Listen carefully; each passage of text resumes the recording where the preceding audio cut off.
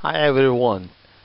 Today I will discuss the case law of Australian Securities and Investment Commission versus Maxwell and ORS Supreme Court of New South Wales 2006. I will give you an introduction about this case law, then I will look into the duties breached in the case referring to section 181 or 588. Then the critical discussion of court decision, and in the last I will make a connection to the Corporation Act and this case law. In this case, ASIC is the plaintiff and set of two companies, Procorp Group and Central Development, are defendants, and officers of those companies and an accountant and a consultant to them have committed or been involved in contraventions of the Corporations Act in the course of promotion and conduct of schemes by which each group raised funds from the public for the purchase and development of real estate. The companies that comprise the two groups are all now in liquidation. ASIC seeks against the remaining defendants' declarations of contraventions and stated out that one of the directors of many entities, Mr. Nahed of Procorp Group, was in breach of his responsibilities as an executive. In this case, the directors are liable for their actions because no one has freedom to abuse their power of positions. In the final judgment, the judge rejected that idea applied by one director to create liability, and in the result other directors break the provision of Corporations Act, which they can be faced as an accessory liability through a back door, and the contraventions of section 180 is clear about the loss to company, like in the case ASIC versus Maxwell 2006. The first defendant, Mr. Maxwell, through his company, the second defendant, Business Express Success Techniques Proprietary Limited, acted as a consultant to both groups and was responsible for most of the fundraising under both schemes.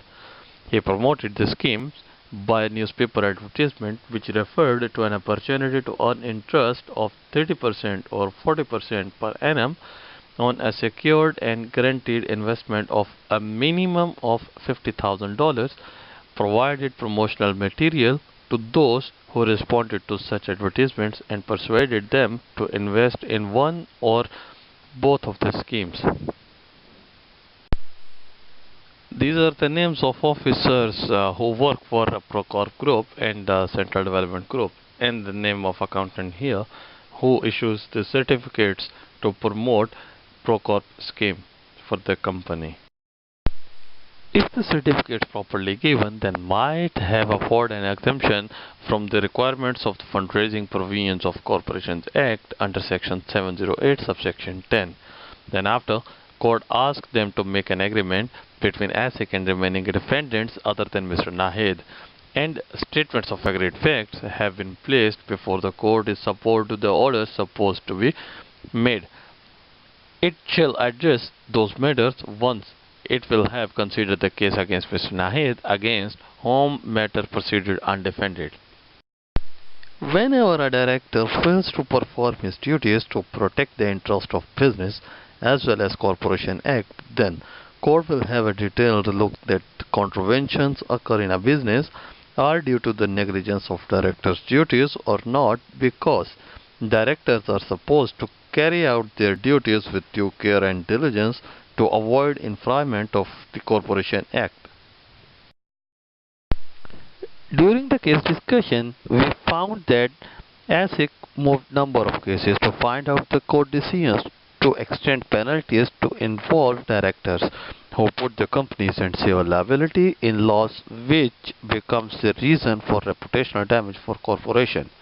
Then courts helps out the companies to save from more losses, especially when it happens due to the breach of director's duty, and like in this case ASIC and Maxwell 2006, judge made observation that directors and officers liable to breach their duties. In the result, they put companies' interest in the loss. Those respectable judges might have been not up the proposition that the obligation of the director will be ruptured when a director admitted the company to breach the provisions of Corporation Act. It will be admissible should figure out whether those adverts presented in Australian Monetary Survey might have been legit and significant clinched alongside a court of law. Along these lines, it will a chance to prudent will case to a greater viewpoint that decides more realities on account. Chapter 6 of the Corporation Act discloses the liabilities of management for companies' funds drive to protect efficient and sound management of capital and investment markets. Section 727 of Corporations Act explains that no one is authorized to distribute the application forms of securities or make an offer to requiring investors without the disclosure of document of offer to ASIC. Under the contract law, company can claim that the advertisement regarding securities is an offer or an invitation, but it should be based on facts.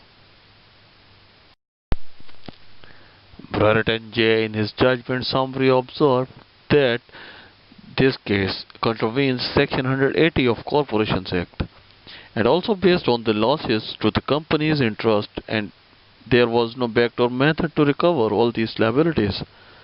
He also recognized that Section 734 contains all the rules and regulations for the advertisement of securities and also stipulate the restrictions on advertisement which needs a proper policy, which should be done by the directors, and also this advertisement should be approved by the authorities according to the Corporations Act.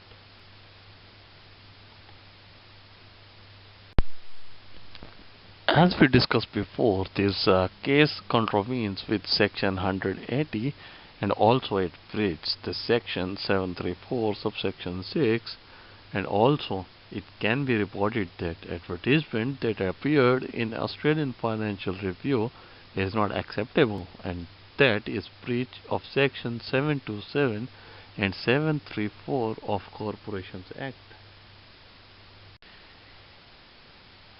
To conclude all the factors and points offered above, it is easy to make a tentative conclusion that the advertisement published in the Australian Review by the group was illegal and not binding at all and should be admissible in court of law. The advertisement not only breached Section 734 but also Section 728 of the Corporations Act. It is in truth that the advertisement is misleading and deceptive of key important legal aspects stipulated in Corporation Act. Besides, the advertisement would in the long run have negative effects on the investment decisions and hamper investor confidence. The advertisement is only permissible and acceptable if it can prove and have any of the elements defined in Section 708 and 708AA of the Corporation Act. Finally, the corporate fees get a limited chance to bring out successful objection to the advertisement. Directors are demanded to exercise their vested powers with a purpose. The Corporation Act is a policy that safeguards the interests of both the company and the investor, and it is enforced by the ASIC. There is all of the references which I used in my report and in my presentation. Thanks a lot everyone. Have a good luck.